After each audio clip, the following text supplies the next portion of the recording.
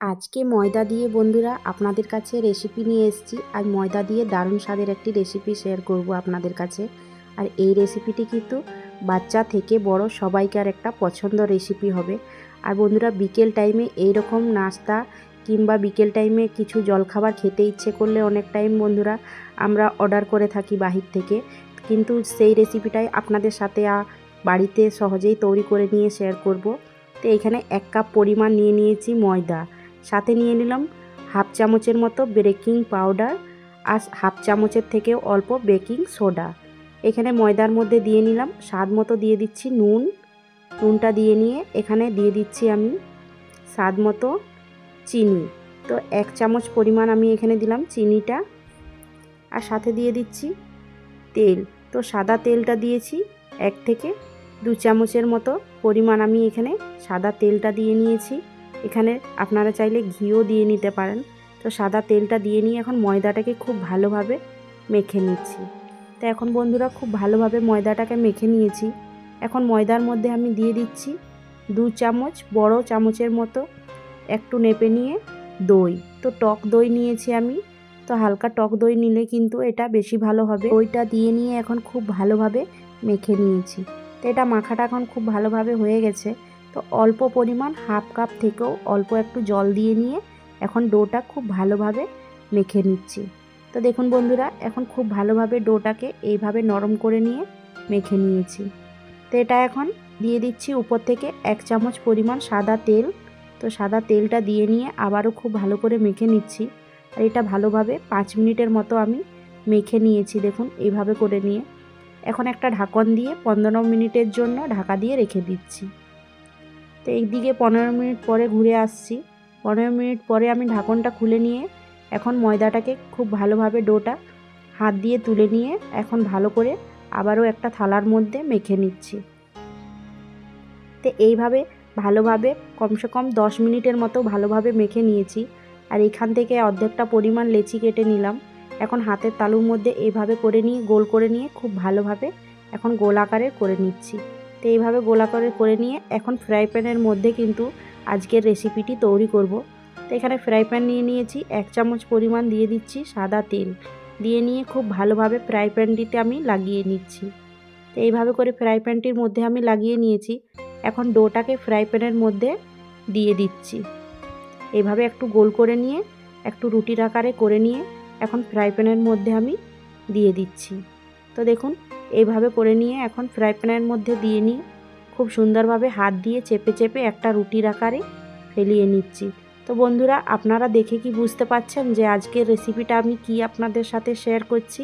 অবশ্যই বুঝতে পারলে আপনারা তাহলে কিন্তু কমেন্টে জানাতে ভুলবেন না। তো আজকের রেসিপিতে আমি আপনাদের সাথে ঠিকই বুঝতে পেরেছেন, পিৎজা রেসিপি শেয়ার করছি আপনাদের সাথে। তো রুটির আকারে খুব ভালোভাবে ফেলিয়ে নিয়ে এখন বন্ধুরা একটা কাঁটা চামচের সাহায্যে আমি এখন এইভাবে মাঝখানটায় খুব ভালোভাবে ফুটো করে নিচ্ছি।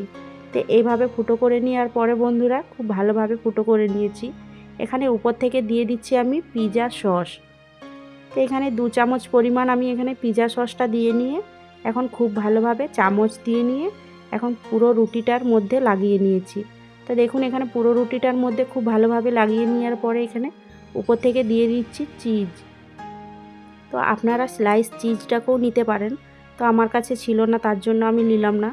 এখানে দিয়ে দিচ্ছি চিজটা দেওয়া হয়ে যাওয়ার পরে আমি টমেটোর কুচি, ক্যাপসিকাম কুচি আর সাথে পেঁয়াজ কুচি দিয়ে নিয়ে খুব সুন্দর করে এখন পিৎজাটাকে আমি এইভাবে সাজিয়ে নিচ্ছি। তো বন্ধুরা সহজেই বাড়িতে কিন্তু পিৎজা খেতে ইচ্ছে করলে আপনারা বাড়িতে এইভাবে করে নিয়ে পিৎজাটাকে তৈরি করে নিয়ে আপনাদের বাচ্চাদেরকে দিতে পারেন। এটা বাচ্চারাও খেয়ে কিন্তু অনেকটাই মজা করে। আর উপর থেকে দিয়ে দিচ্ছি অল্প পরিমাণ আমি মটরশুঁটি। তো এখানে ক্যাপসিকাম, টমেটোর, পেঁয়াজ কুচি আর মটরশুঁটি দিয়ে নিয়ে আমি খুব ভালো করে সাজিয়ে নিয়েছি। উপর থেকে দিয়ে দিলাম 1 চামচ পরিমাণ অরিগানো আর সাথে 1 চামচ পরিমাণ আমি দিয়ে দিলাম চিলি ফ্লেক্স। দিয়ে নিয়ে আমার খুব সুন্দরভাবে সাজানো হয়ে গেছে বন্ধুরা। এটা এখন আমি গ্যাসের মধ্যে একটা তাওয়া বসিয়ে এখন বেক করে নেব। তাওয়াটাকে 10 মিনিট আগে থাকতেই আমি খুব ভালোভাবে গরম করে নিয়েছি। ওর উপরে আমি এখন ফ্রাই প্যানটা বসিয়ে এখন ঢাকনটা লাগিয়ে এখন 20 মিনিটের মতো খুব ভালোভাবে বেক করে নিচ্ছি। তো এইখানে 20 মিনিট পরে আমি ঢাকনটা খুলে নিয়ে দেখে নিচ্ছি। যে পিৎজাটা আমার ঠিকভাবে সেট হলো কি না। তো দেখুন বন্ধুরা, এটা আমি 20 থেকে 25 মিনিট পরে ঢাকনটা খুলেছি। তো পিৎজাটা কিন্তু আমার খুব ভালোভাবে সেদ্ধ হয়ে গেছে।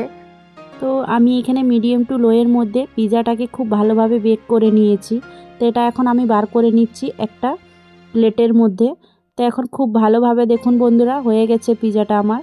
আর এটা এখন আমি একটা থালার মধ্যে বার করে নিচ্ছি। তারপরে আপনাদেরকে দেখাচ্ছি বন্ধুরা কতটা সুন্দরভাবে এটা তৈরি হয়েছে। আর এইভাবে ঝট করে কিন্তু বাড়িতেই তৈরি করে নিতে পারবেন পিৎজা, যখনই খেতে ইচ্ছে করবে বা আপনাদের বাচ্চাদেরকে খেতে ইচ্ছে করবে। বাচ্চাদের দেখবেন অনেক টাইমই পছন্দ লাগে, পিৎজা খেতে ইচ্ছে করে। তো দেখুন বন্ধুরা খুব সুন্দরভাবে এখন আমার তৈরি হয়ে গেছে। তো এখন আমি কেটে নিয়ে আপনাদেরকে দেখাচ্ছি তো কতটা সুন্দরভাবে তৈরি হয়েছে এটা। আর বন্ধুরা আজকে পিৎজার রেসিপিটা আপনাদেরকে কেমন লেগেছে কমেন্টে জানাতে কিন্তু একদমই ভুলবেন না। তো বন্ধুরা আজকের রেসিপিটা যদি ভালো লেগে থাকে তো অবশ্যই একটা লাইক করে নিয়ে চ্যানেলটিকে সাবস্ক্রাইব করে নিয়ে পাশেই থাকবার অনুরোধ জানাচ্ছি বন্ধুরা। আবার কোনো রেসিপির সাথে দেখা হবে। ভালো থাকুন, সুস্থ থাকুন, টাটা।